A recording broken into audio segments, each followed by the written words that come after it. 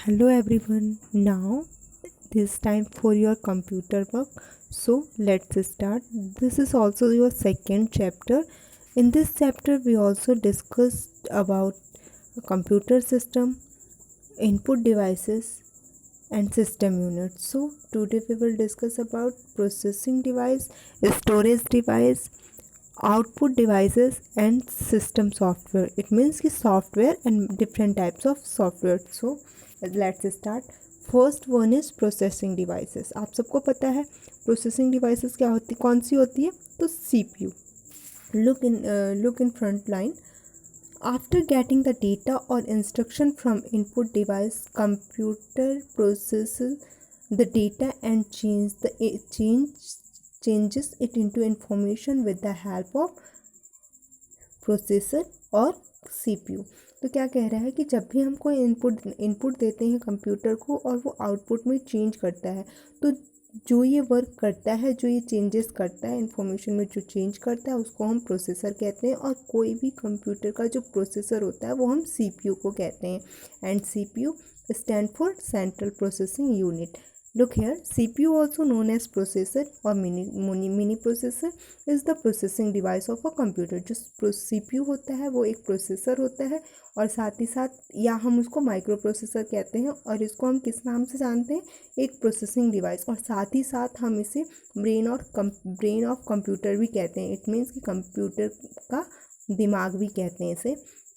CPU performs all the calculation and process data into information. जो CPU होता है वो सारे परफॉर्म्स करके सारी चीज़ें कैलकुलेट करके आफ्टर प्रोसेसिंग के बाद ये डेटा को इन्फॉर्मेशन में चेंज कर देता है.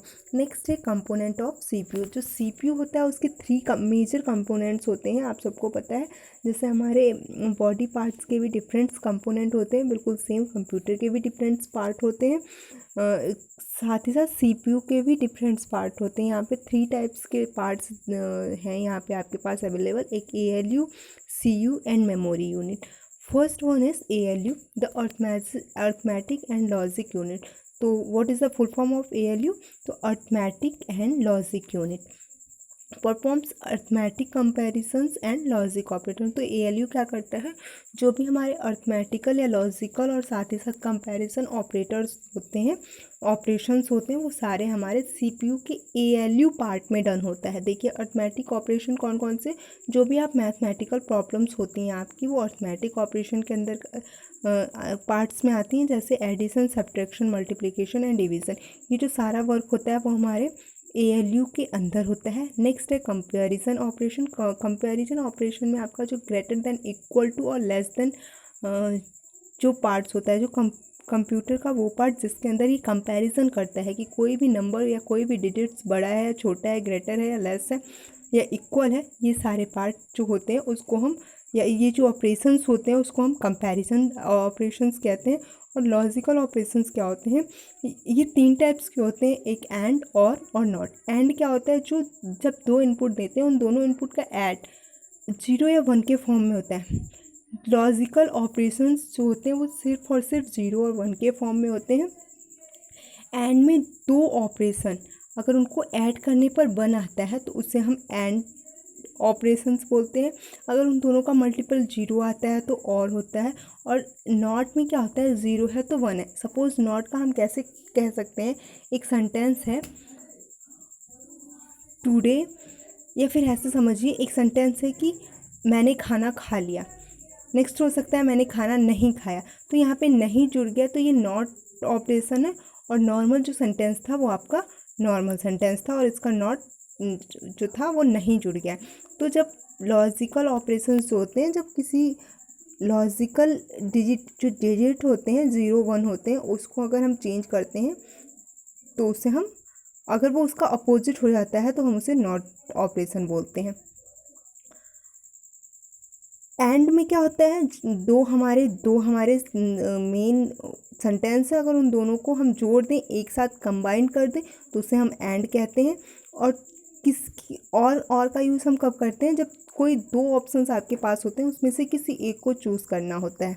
ठीक है, तो ये हो गया आपका लॉजिकल ऑपरेशंस. नेक्स्ट है कंट्रोल यूनिट. कंट्रोल यूनिट, जिसको हम CU भी बोलते हैं, CU stand for control unit. तो कह रहा है the control unit is use to control all the function of a computer. तो CU जो होता है वो कंट्रोल यूनिट होता है और ये सारे फंक्शंस को कंट्रोल करता है, जो भी हमारे मॉनिटर या कीबोर्ड से अटैच होते हैं। तो ये जो भी काम करता है, इन सारे कामों को कौन देखता है? हमारा कंट्रोल यूनिट देखता है। It checks what to do and when to do. ये हमें बताता है कि ये चेक करता है कि हमें क्या करना है और कब करना है। It also check the result given by ALU। और साथ ही साथ ये जो ALU को रिजल्ट देता है, मतलब ALU आपका अर्थमेटिक लॉजिकल यूनिट को जब ये रिजल्ट देता है तो भी ये चेक करता है कि इसका रिजल्ट कब देना है, मतलब क्या देना है और कैसे देना है। मेमोरी यूनिट क्या होता है? हमारा मेमोरी यूनिट सबको पता है, ये हमारे डेटा को स्टोर करता है और इन्फॉर्मेशन को भी, which make be taken out and changed any time anywhere required. ये क्या कह रहा है कि कहीं भी कभी भी चेंज होता रहता है जैसा भी आपको रिक्वायरमेंट होती है। ये एक प्रोसेसिंग डिवाइस है जिसको आप ध्यान से देखिए। ये कह रहा है इनपुट डिवाइस, डेटा दिया, प्रोसेसर ने वर्क किया और आउटपुट दे दिया। देखिए हमारा प्रोसेसर है, यहाँ पे कैसे डिवाइडेड है? 3 पार्टों में। पहला है आपका कंट्रोल यूनिट, दूसरा अर्थमेटिक लॉजिकल यूनिट और तीसरा है मेमोरी यूनिट। ये पूरा जो वर्क जो हो रहा है वो प्रोसेसिंग डिवाइस कर रहा है। आपने इनपुट दिया डेटा को, आउटपुट निकालने से पहले बीच में प्रोसेसिंग डिवाइस ने डेटा पर प्रोसेस किया है। तो ये तो था हमारा CPU और साथ ही साथ प्रोसेसिंग डिवाइस। अब हम पढ़ेंगे इसके बाद स्टोरेज डिवाइस या फिर आउटपुट डिवाइस। सबसे पहले हम आउटपुट डिवाइस पढ़ते हैं, इसके बाद हम स्टोरेज डिवाइस के बारे में डिस्कस करेंगे। तो आउटपुट डिवाइसेस आप सबको पता है कि जो भी हमें रिजल्ट देता है उसको हम आउटपुट डिवाइसेस कहते हैं। After processing computer show the final result और इन्फॉर्मेशन एज एन आउटपुट। जो भी प्रोसेसिंग के बाद हमारा रिजल्ट आता है वो हमें आउटपुट के रूप में दिखाई देता है। Any hardware components that show the final result in called an output. और जिसके ऊपर ये दिखाई देता है उसको हम वो हमारी आउटपुट डिवाइसेस होती हैं। सम आउटपुट डिवाइसेस आर, यहाँ पे कौन कौन सी आउटपुट डिवाइसेस हैं? Monitor, printer, speakers, data projector and smartphone. Monitor क्या करता है? ये भी आपके आउटपुट को आपके सिस्टम के ऊपर शो कराता है। आपने जो भी वर्क किया होता है, ये कौन कौन सी चीज़ें कराता है? That is use to display text, picture and video. हम मॉनिटर के ऊपर सारी चीज़ें देख सकते हैं, टेक्स्ट देख सकते हैं, वीडियो देख सकते हैं, पिक्चर देख सकते हैं। The information display on the monitor is called soft copy. जो भी चीज़ें हमें मॉनिटर के ऊपर दिखाई देती हैं उसे हम सॉफ्ट कॉपी कहते हैं। प्रिंटर क्या होता है? ये भी हमारा एक आउटपुट डिवाइसेस है which is use to print text and graphics on paper. और ये सारा क्या करता है? पेपर के ऊपर प्रिंट कर देता है। द टेक्स्ट और graphics we get on the paper are called hard copy. और जो भी ये पेपर निकल के आता है प्रिंटर से बाहर, जो भी हमारा कमांड दिया हुआ होता है, तो उसे हम हार्ड कॉपी कहते हैं। तो सारे बच्चों को समझ में आ गया होगा सॉफ्ट कॉपी किसे कहते हैं। जो कंप्यूटर के अंदर हम टेक्स्ट देखते हैं, लिखा हुआ देखते हैं, जो लेटर्स वगैरह हम कंप्यूटर के अंदर लिखते हैं, वो हमारा सॉफ्ट कॉपी होता है। और जब हम उसे प्रिंटर के थ्रू एक पेज के ऊपर ले आते हैं तो उसे हम हार्ड कॉपी बोलते हैं। स्पीकर्स क्या होते हैं? ये भी एक आउटपुट डिवाइसेस है, क्योंकि हम उसके थ्रू कुछ सुन रहे हैं, कुछ सीख रहे हैं। Which are use to hear the sound output from a computer. और इससे हम क्या करते हैं? जो भी कंप्यूटर के थ्रू कोई साउंड निकलता है उसको हम सुनते हैं। डेटा प्रोजेक्टर क्या होता है? It is an output devices. ये भी एक आउटपुट डिवाइस होता है और साथ ही साथ क्या करता है? The projects the data that is being display on a computer screen on a large screen so that the audience can see it clearly. हमारे कंप्यूटर की जो स्क्रीन होती है वो छोटी होती है, तो अगर हमें ज़्यादा लोगों को वो उस स्क्रीन के ऊपर जो वर्क हो रहा है उसको दिखाना होता है तो हम एक प्रोजेक्टर का यूज़ करते हैं। प्रोजेक्टर एक बड़ा सा स्क्रीन होता है जिसके ऊपर आइकन्स से जो भी डेटा होता है वो बड़ा दिखाई देता है। नेक्स्ट है smartphone. It is an output device that is display the information on a connected screen. ये भी क्या करता है? एक आउटपुट डिवाइसेस है और ये भी एक स्क्रीन, जो कि स्मार्टफोन जो होता है वो स्क्रीन से कनेक्ट होता है और ये भी इंफॉर्मेशन को डिस्प्ले करता है। Usually via data projector. This board is used in classroom as a teaching tool. आपको भी पता है आपके स्कूल में एक लगा हुआ है जिसको वो स्मार्ट बोर्ड होता है और ये क्या काम करता है? ये इसका यूज़ टीचिंग के लिए किया जाता है। नेक्स्ट है आपका ये आपका आउटपुट डिवाइसेस कंप्लीट हो गया। नेक्स्ट है स्टोरेज डिवाइसेस। स्टोरेज डिवाइसेस का क्या यूज़ है? किसी भी चीज़ को स्टोर करने के लिए, नाम से ही पता चल रहा है आपको। स्टोरेज डिवाइस का यूज़ हम किसी भी डेटा को स्टोर करने के लिए करते हैं। यहाँ पे लिखा है storage allows you to save your work for future, use hardware component that is use to store data. कह रहे हैं storage allow to save your work. Storage जो होता है आपके वर्क को सेव करने का काम करता है, ताकि हम इसको फ्यूचर में यूज़ कर सकें। किसी भी हार्डवेयर कंपोनेंट को यूज़ करने के लिए that is use to store data. तो उस हम अगर डेटा को स्टोर करते हैं, instruction and information for future use is called a storage device.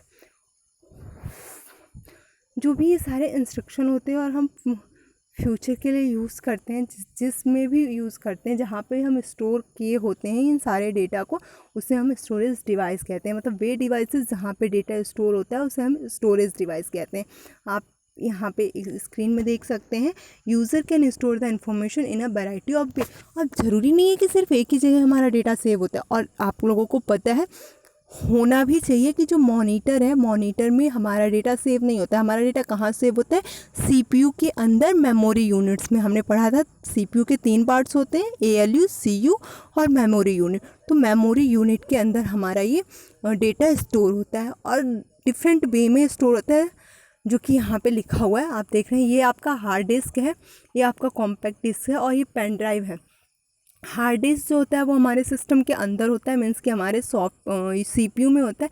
लेकिन जो सीडी और पेन ड्राइव होता है ये अलग से डिवाइसेस होती हैं, जो जिसके अंदर जो हम सीपीयू से कनेक्ट करके डेटा को स्टोर कर सकते हैं। आप देखिए क्या लिखा है, सीडी पहला फर्स्ट वन है hard disk. It is the main storage device. यह हमारा मेन स्टोरेज डिवाइस होता है, that is fix inside the system. और ये कहाँ पे फिक्स होता है? मैंने अभी बताया आपको, ये हमारे सीपीयू के अंदर या सिस्टम के अंदर फिक्स होता है। It is use to store large amount of data and information. और यहाँ पे हम ढेर सारा लार्ज अमाउंट ऑफ डेटा को या इन्फॉर्मेशन को सेव करके रख सकते हैं। C D is stand for yes compact disc. CD का जो फुल फॉर्म है वो कॉम्पैक्ट डिस्क है। It is a flat, circular and portable disc. ये जो होता है फ्लैट होता है, मतलब पतला सा होता है, सर्कुलर सर्कल वे में होता है, एंड पोर्टेबल होता है, मीन्स कि एक जगह से दूसरी जगह हम पोर्ट कर सकते हैं, जैसे उस पोर्ट में डाल के फिर चलाते हैं। आप सबने सीडी देखी है। सीडी को हम कैसे चलाते हैं? जो सीडी होता है उसको उठा के हम किसी भी पोर्ट जो उसके साइज़ का होता है उसके ऊपर रखते हैं, उसको क्लोज करते हैं, उसके बाद वो चलता है। तो that is use to store informations. और ये पहले से इंफॉर्मेशन को स्टोर करके रखता है। लेकिन ये बात ध्यान देने वाली है, ये जो मेमोरी होता है, जो सीडी होता है, वो एक टाइप्स की मेमोरी ही है, लेकिन ये रीडेबल होता है फॉर्मेट में। इस पे हम राइट नहीं कर सकते, क्योंकि अगर सीडी में कोई पिक्चर है तो हम सिर्फ उस पिक्चर या उस वीडियो को देख सकते हैं, उस वीडियो को एडिट नहीं कर सकते। तो कुछ ये रीडेबल भी होते हैं और कुछ राइट वाले भी होते हैं। नेक्स्ट है सीडी रोम। ये देखिए सीडी रोम, रोम वही सेम हो गया आपका, रीड ऑनली मेमोरी होता है, न कि क्या राइट के लिए यूज़ नहीं होता है। डीवीडी है एंड ब्लू रे आर टाइप्स ऑफ सीडी। ये जितने भी टाइप्स हैं वो सीडी के कुछ टाइप्स हैं। नेक्स्ट है CD ROM stand for compact disc read only memory. मैंने अभी आपको ऊपर बता दिया था कि ये कहाँ, इसका फुल फॉर्म क्या है? Compact disc read only memory. ये सिर्फ रीड के लिए यूज़ करते हैं, इसलिए हम इसे रीड ऑनली मेमोरी बोलते हैं। नेक्स्ट है डीवीडी। डीवीडी का फुल फॉर्म क्या है? तो digital video disc. It can store more data than CD ROM. ये सीडी रोम जो हमने अभी पढ़ा, सीडी रोम स्टोरेज डिवाइस, इससे ज़्यादा डेटा सेव करता है लार्ज अमाउंट में। नेक्स्ट है ब्लू रे। ब्लू रे क्या होता है? Is the new DVD format. ये डीवीडी का एक नया फॉर्मेट है which has a large storage capacity and better quality than DVD. तो ब्लू रे क्या होता है? एक डीवीडी का ही फॉर्मेट होता है जो कि डीवीडी से ज़्यादा अमाउंट का डेटा सेव कर सकता है, और इसकी जो क्वालिटी होती है वो डीवीडी से कहीं ज़्यादा अच्छी। क्वालिटी किसके ऊपर डिपेंड करती है? क्वालिटी उसके मेगापिक्सल्स के ऊपर डिपेंड करती है। मीन्स कि जो हम वीडियो देख रहे हैं वो हमें धुंधला तो नहीं दिखाई देता है, या फिर वो हमें क्लीन दिखाई देता है, ये उसकी क्वालिटी पे डिपेंड करता है। नेक्स्ट है पेन ड्राइव। पेन ड्राइव तो आप सभी लोगों ने देखा होगा, पेन ड्राइव कैसा होता है। जिन्होंने नहीं देखा है आप यहाँ पे देख सकते हैं, ये वाला जो पोर्शन है आप यहाँ देख रहे हो, ये हमारा पेन ड्राइव है। तो पेन ड्राइव का यूज़ क्या है? पेन ड्राइव का यूज़ हम क्यों करते हैं? ये इसका भी यूज़ हम डेटा को स्टोर करने के लिए कहते हैं। It is a small and portable storage device. Portable का मतलब यही होता है कि हम एक सीडी से एक सिस्टम से निकाल के हम दूसरे सिस्टम में लगा के यूज़ कर सकें। पोर्टेबल का मतलब जो सिर्फ एक सिस्टम में ना हो बल्कि उसे हम किसी भी सिस्टम में यूज़ कर सकते। तो पेन ड्राइव को हम किसी भी सिस्टम में लगा के चला सकते हैं, तो इसलिए इसको हम पोर्टेबल बोलते हैं। That can store and transfer data easily from one computer to another computer. और इसके थ्रू हम किसी भी डेटा को एक कंप्यूटर से दूसरे कंप्यूटर में ईजिली ट्रांसफ़र कर सकते हैं। It is also called flash drive. और साथ ही साथ अभी कोई पूछे कि फ्लैश ड्राइव क्या होते हैं, तो पेन ड्राइव को ही हम फ्लैश ड्राइव कहते हैं। नेक्स्ट है आपका सॉफ्टवेयर। मैंने आपसे कहा था आज के टॉपिक में हम 3-4 चीज़ें पढ़ेंगे। कौन कौन सी चीज़ें हमने पढ़ा है, हाँ बताइए, याद नहीं आपको? देखिए, स्टोरेज डिवाइस पढ़ा हमने और आउटपुट डिवाइस इससे पहले भी हमने पढ़ा था, जो कि सीपीयू था और प्रोसेसर था हमने। तो processor, output devices, storage device, and today last topic of the day is software. तो software is a set of instruction. ये क्या होते हैं? सेट ऑफ इंस्ट्रक्शन होते हैं, मतलब प्रोग्राम्स के सेट्स होते हैं, इंस्ट्रक्शन के सेट्स होते हैं that tell the computer hardware what to do, जो कि कंप्यूटर को बताते हैं कि उन्हें क्या करना है, and how to perform a particular job, और कैसे किसी भी एक काम को उन्हें करना है। यू कैन नॉट टच और फील द सॉफ्टवेयर। हमने पहले भी डिस्कस कर रखा था कि हम सॉफ्टवेयर को टच नहीं कर सकते, फील नहीं कर सकते। There can be mainly 2 types of computer. अब how many types of computer? तो there are 2 types of computer. First one is system software and second one is application software. First है system software. ध्यान से देखेंगे system software क्या होते हैं। तो system software is a type of software that control the manages the overall activities.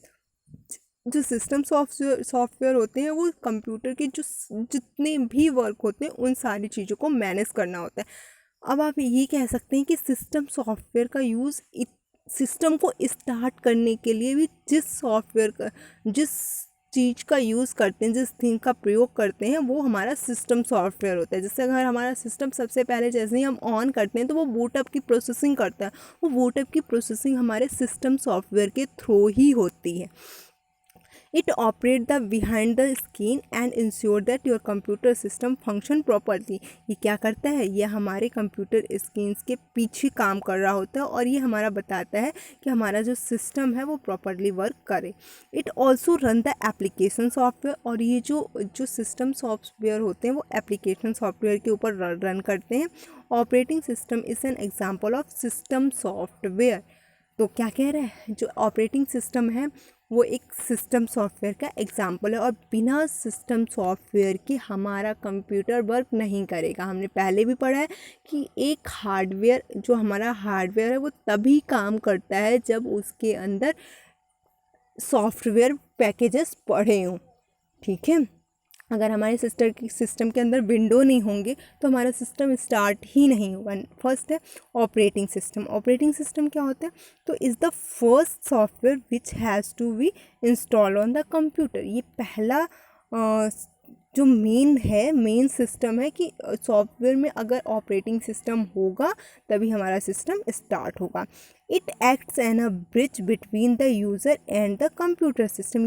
ये एक पुल के जैसे काम करता है, एक ब्रिज के जैसे काम करता है यूज़र और कंप्यूटर सिस्टम। अब कंप्यूटर हमारे लैंग्वेज को कैसे समझता है, ये कौन बताता है उसे? एक ऑपरेटिंग सिस्टम होता है, यही बताता है कि यूज़र मीन्स हम लोग, कि हम लोग कंप्यूटर से क्या काम कराना चाहते हैं। कंप्यूटर को कौन समझाता है? तो एक ऑपरेटिंग सिस्टम समझाता है। It coordinate all the activities in the computer. Some operating system software are. तो क्या कह रहे हैं? ये सारे एक्टिविटीज़ से कोऑर्डिनेट करता है, मतलब हम जो भी उनसे बताते हैं और वो कंप्यूटर को इंस्ट्रक्शन देता है। कैसे देता है? तो सिस्टम सॉफ्टवेयर के थ्रू देता है। और ये कौन कौन सी एक्टिविटीज़ करता है? आप देखिए, ऑपरेशन सिस्टम कौन कौन से ऑपरेटिंग सिस्टम है यहाँ पे? विंडो, जो कि हम जो हमारे स्कूल में जो सिस्टम है वो उसके अंदर जो विंडो है, जो सॉफ्टवेयर है वो विंडो ही है। मतलब विंडो के जैसे विंडो 10 है, किसी में विंडो 7 है। एक मैक ऑपरेटिंग सिस्टम है और लाइनक्स ऑपरेटिंग सिस्टम है। तो हम जिस ऑपरेटिंग सिस्टम पे वर्क करते हैं वो विंडोज़ है। तो Windows is the most powerful operating system, ये सबसे ज़्यादा पावरफुल ऑपरेटिंग सिस्टम है डेवलप्ड बाय माइक्रोसॉफ्ट। और इस सॉफ्टवेयर को कौन सी कंपनी ने बनाया है, तो माइक्रोसॉफ्ट ने बनाया है। और इसका यूज़ हम इसलिए भी करते हैं ज़्यादा क्योंकि ये ग्राफिकल यूज़र इंटरफेस है, मतलब इसमें ये बहुत ज़्यादा इजी है, अंडरस्टैंडेबल है, इसलिए लोग विंडोज़ ऑपरेटिंग सिस्टम का यूज़ सबसे ज़्यादा करते हैं।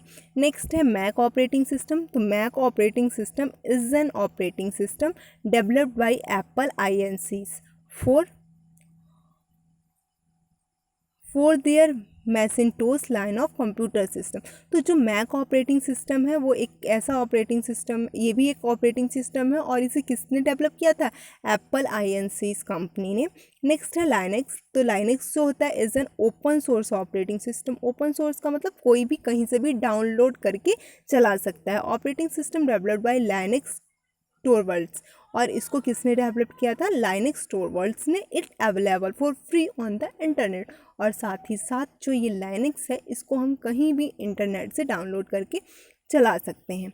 एप्लीकेशन सॉफ्टवेयर, अब देखिए दो टाइप्स के हमने सॉफ्टवेयर पढ़े। फर्स्ट था सिस्टम सॉफ्टवेयर, बिना सिस्टम सॉफ्टवेयर के बिना हमारा कोई कंप्यूटर वर्क ही नहीं करता है। लेकिन एप्लीकेशन सॉफ्टवेयर हम अपने वर्क के अकॉर्डिंग एप्लीकेशन सॉफ्टवेयर को डाउनलोड करते हैं और उसके थ्रू वर्क करते हैं। जैसे अगर आप कोई गेम डाउनलोड करते हैं तो गेम भी एक आपका एप्लीकेशन सॉफ्टवेयर, अगर हम उसको आपके मोबाइल फ़ोन से डिलीट कर दें तो क्या आपका सिस्टम फ़ोन नहीं चलेगा, बिल्कुल चलेगा।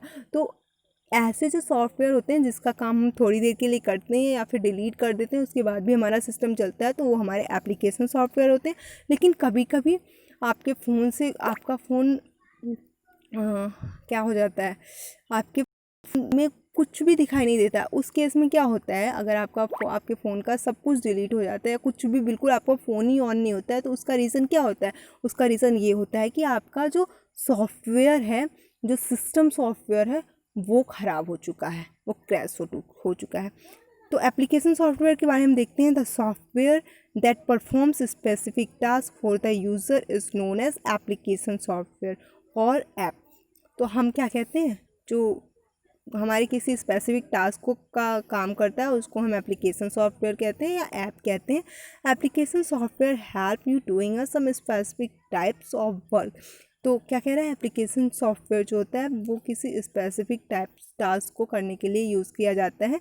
जैसे कि अगर आपको पेंट में कुछ ड्राइंग बनानी है, लेकिन आप क्या calculation using paint, but we can not do calculating using paint. लेकिन हम पेंट में अगर आप ड्राइंग बनाएंगे तो सिंपल सी बात है, आप पेंट एप्लीकेशन को ओपन करेंगे इसके, लेकिन आप पेंट में जाके एक मैथमेटिकल्स प्रॉब्लम तो सॉल्व नहीं कर सकते ना। तो यही कह रहे हैं कि स्पेसिफिक टास्क को ही सॉल्व करता है। We have to use the calculator software to calculate. और अगर हमें कुछ कैलकुलेट करना हो तो हम क्या यूज़ करेंगे, कैलकुलेटर। तो some application software programs are, यहाँ नीचे दिए हुए हैं कुछ एप्लीकेशन प्रोग्राम्स। फर्स्ट है माइक्रोसॉफ्ट वर्ड या MS वर्ड। ये आपका MS वर्ड का यूज़ क्यों करते हैं हम, तो टाइपिंग करने के लिए। It have to create document with easy and efficiency by typing test. हमें कुछ भी टाइप करना होता है तो हम कहाँ करते हैं, MS वर्ड में। नेक्स्ट है माइक्रोसॉफ्ट एक्सेल और MS एक्सेल। एक्सेल का यूज़ हम कहाँ करते हैं, तो कैलकुलेशन के लिए हम MS एक्सेल का यूज़ करते हैं।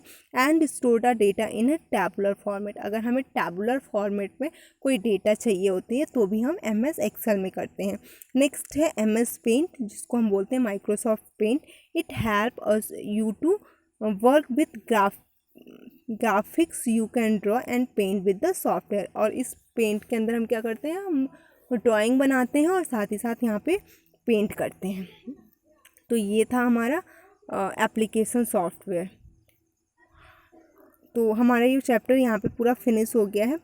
यहाँ पे कुछ देखिए, अपडेट योर नॉलेज को अपडेट करना। ओपन सोर्स क्या होता है, मैंने अभी आपको बताया था। ओपन सोर्स रेफर टू दो software program which must be available to everybody. मतलब ओपन सोर्स प्रोग्राम ऐसे प्रोग्राम्स होते हैं, ऐप ऐसे सॉफ्टवेयर प्रोग्राम्स होते हैं जो कि हर किसी के लिए अवेलेबल होता है फ्री ऑफ कॉस्ट, वो भी बिना पैसे के लिए। जैसे इंटरनेट पे आप कोई भी चीज़ डाउनलोड कर लेते हैं, कोई भी गेम बिना पैसों के आप डाउनलोड कर लेते हैं, तो ये जो सारी चीज़ें होती हैं वो ओपन सोर्स के अंदर आती हैं। एनीबडी कैन एडिट और modify it's source code, it must be freely distributed. और साथ ही साथ आप उसकी कई चीज़ों को बदल भी सकते हैं, उसमें कोई रिस्ट्रिक्शन नहीं होता है।